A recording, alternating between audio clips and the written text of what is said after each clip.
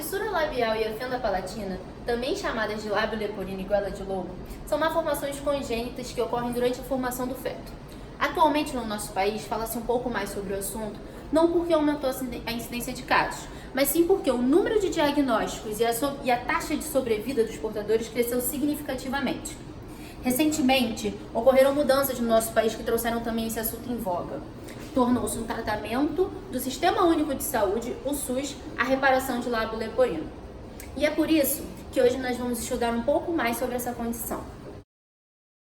É fundamental destacar que a fissura labial e a fenda palatina são termos que especificam a fissura labiopalatina, apesar de serem muitas vezes usados para denominar a mesma condição.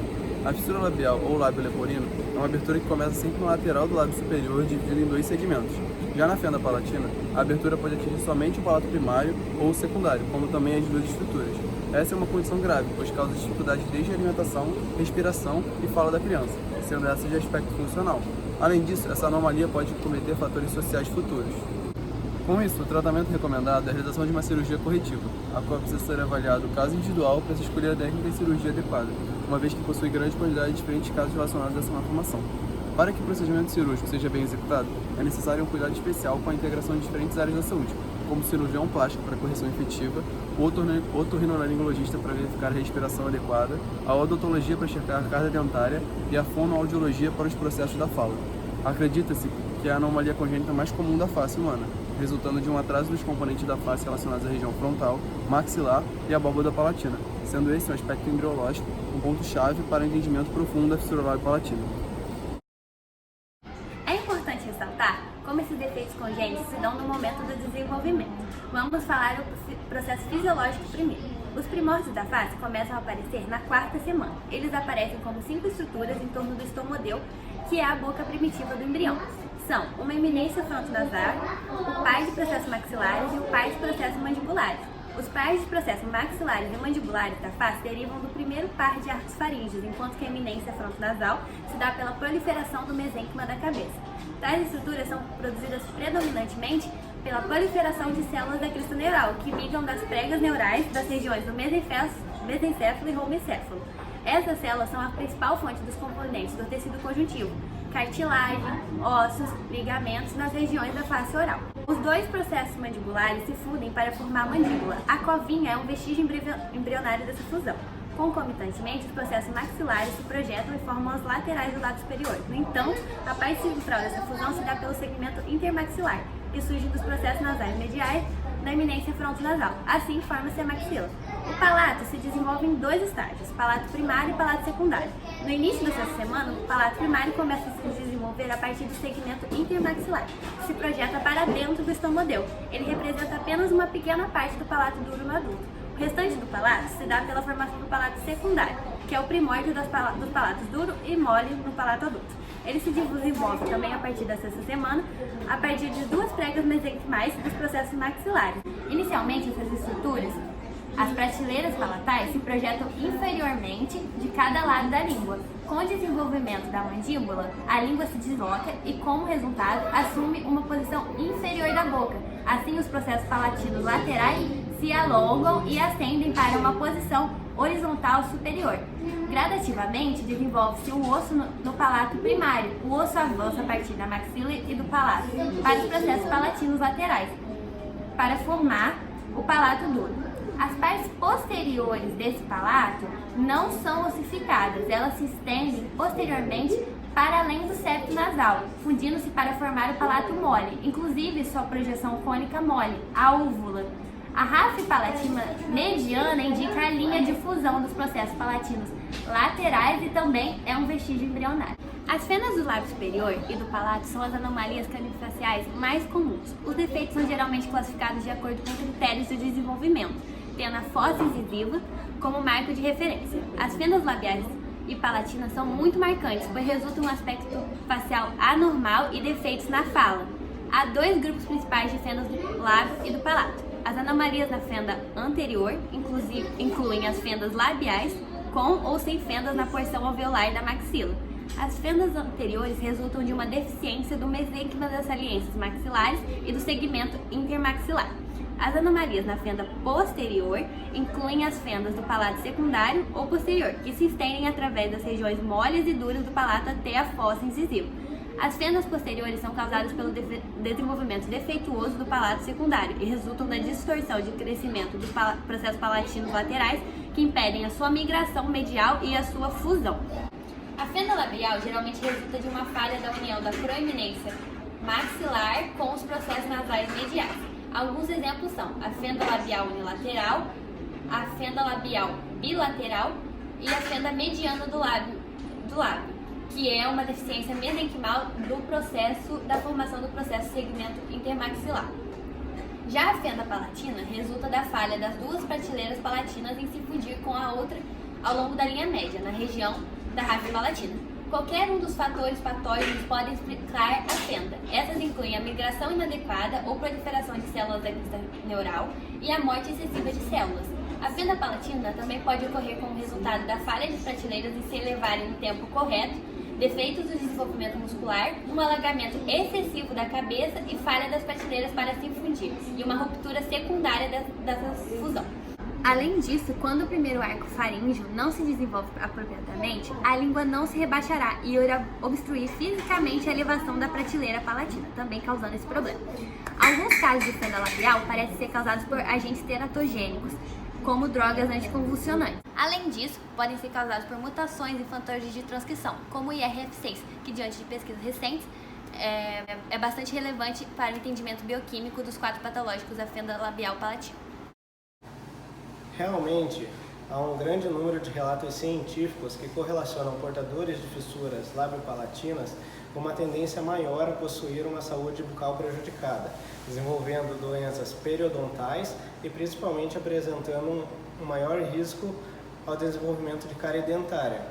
As explicações para essa prevalência de cárie dentária nos portadores de fissura labiopalatinas são amplas e diversas na literatura, passando desde uma dificuldade de desconhecimento de higienização específica pelas condições anatômicas anômalas, até o medo e a repulsa de pais e cuidadores em recém-nascidos com essa condição. O que pouco era levado em consideração passou a ser um ponto-chave para essa questão.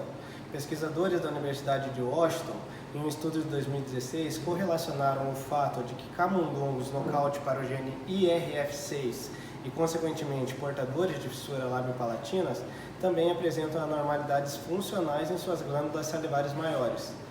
Essas disfunções impediam que as glândulas realizassem a secreção salivar de maneira correta, suficiente para o equilíbrio da acidez da cavidade oral, bem como liberassem compostos protetores e imunes importantes para evitar proliferação bacteriana na mesma. Sabemos que as células serosas das unidades secretoras acinosas serosas e acinosas mistas secretam enzimas que controlam a microbiota da boca, como a lisozima, que age sobre parede bacteriana, e lactoferrinas, que diminuem a disponibilidade de ferro no ambiente. Também a secreção de proteínas estatinas e cistatinas por essas células, que, quando clivadas pela enzima calicreína, liberada por ductos estriados exclusivos de glândulas salivares maiores, ajudam na formação de uma película protetora do esmalte dentário. Além disso, a saliva que deixa de ser liberada de maneira quantitativamente suficiente também apresenta uma natureza básica com pH entre 6,8 e 7,2, visto que há um gradativo acúmulo do ânion bicarbonato em sua composição, desde quando era primária até se tornar secundária. Isso se deve à atividade de canais específicos para esse fim, como a ATPase CFTR nas células das unidades secretoras e o antiporter cloreto bicarbonato nos ductos estriados. O resultado do estudo foi que camundongos portadores de fissuras labiopalatinas e glândulas salivares anômalas apresentaram um ambiente oral muito ácido que continha excesso de bactérias, em especial Streptococcus mutans, e que levou a problemas nas gengivas, acelerando a formação de cáries dentárias. Essa pesquisa amplia a análise de risco de cárie dentária em portadores de fissuras labiopalatinas e pode ser um norte para eventuais terapias. Para isso, o entendimento das mudanças histológicas que ocorrem nas glândulas salivares maiores diante desse quadro é de fundamental importância. Foi visto que o IRF6 está correlacionado com a morfogênese dentária e de glândulas salivares. Então, estruturas histológicas podem estar alteradas entre um paciente normal e um paciente com fissura labiopalatina. Quanto à morfogênese dentária, o IRF6 está relacionado à atividade amelogênica, ou seja, ele acaba se conectando com questões de hipoplasia e de defeitos de deposição de matriz inorgânica presente em dentes de pacientes com fissura labiopalatina. Na imagem à esquerda podemos ver uma lâmina histológica de um dente de um paciente normal e na imagem à direita podemos ver o dente de um paciente com fissura labiopalatina. Perceba que o desenvolvimento do esmalte de um paciente com fissura labiopalatina é inferior. Como consequência disso, tem-se problemas na coroa dentária e também no padrão da raiz dentária. Como já dito anteriormente, há também variações em componentes de glândulas salivares. A nível histológico, tais variações, presentes em indivíduos com fissura labiopalatina, estão relacionadas com variações estruturais de glândulas salivares, em especiais as glândulas submandibulares e sublinguais. Dentre as alterações que podem se apresentar, está uma displasia de células de componentes desses ductos salivares, relacionados a defeitos de apoptose durante a morfogênese, e também a um aumento na quantidade de tecido conjuntivo interlobular, tanto em glândulas salivares como seus ductos ligados. A condição displásica dos ductos salivares pode ser vista na imagem esquerda. Perceba que o paciente com fissura labiopalatina, marcados aqui em azul, apresenta um excesso de células ao redor desse ducto. Esse excesso de células ao redor do ducto pode ocasionar uma obstrução desse ducto e consequente dificuldade na fisiologia salivar. Na imagem direita, perceba que há um aumento do tecido conjuntivo interlobular do paciente com fissura labiopalatina, marcado em seta azul, se comparado com um paciente normal. Ainda não se conhecem as causas exatas dessas anomalias. Existem diversas pesquisas que buscam entender motivos genéticos e até gestacionais que expliquem essa má formação. Mas, no geral, limita-se a pensar que deficiências nutricionais, radiação, alguns medicamentos, o tabagismo, o álcool e até mesmo a hereditariedade são os grandes responsáveis por esse caso tão comum no nosso país, mas que ainda é tão invisível na sociedade. É por isso que hoje nós vamos conversar também com um médico, cirurgião plástico, que participa de um projeto chamado Projeto Sorriso. Ele trabalha no Hospital Universitário Clementino Fraga Filho, no Fundão, e ele tem como objetivo, com esse projeto, trazer uma melhor qualidade de vida para os bebês e também para pessoas mais velhas que já convivem com essa diferença durante toda a sua vida. Obrigada. Estamos aqui com o Dr. Lucas Arantes Maia. Ele faz parte do projeto Operação Sorriso desde o primeiro ano de graduação em medicina. Hoje ele está no segundo período de cirurgia plástica aqui no Hospital do Fundão. Ele vai falar um pouco pra gente sobre fissuras e fendas labiopalatinas. Bom dia. Qual é o número mais ou menos médio de cirurgias feitas no lábio leporino no hospital? A gente faz em torno de 6 a 8 cirurgias por mês de fendas labiopalatinas. Existe uma idade ideal para a realização da cirurgia de lábio leporino? Quanto menor o paciente, mais ele vai se adaptar àquele resultado cirúrgico. Porque o paciente, quando é feita a cirurgia dele numa fase mais avançada, ele já está habituado com aquela fenda. Então, ele já tem alguns hábitos que compensam ele viver com aquela fenda. Então, quando a gente faz a cirurgia na fase mais tardia, vai dar um pouco mais de trabalho para poder tornar o paciente habituado a uma nova vida, uma nova anatomia. A primeira cirurgia, geralmente no lábio, é feita em torno de 3 meses de idade, o paciente com 3 meses de idade, e é com anestesia geral. E existem várias técnicas usadas para o fechamento do lábio. E dura em torno de 1 hora, 1h30. E com certeza já causa uma mudança bem perceptível. A cirurgia de palato, em torno de 1 ano a 1 ano e 6 meses, a primeira cirurgia, dura em torno também de 1h30, 2 horas. É possível, com apenas uma cirurgia,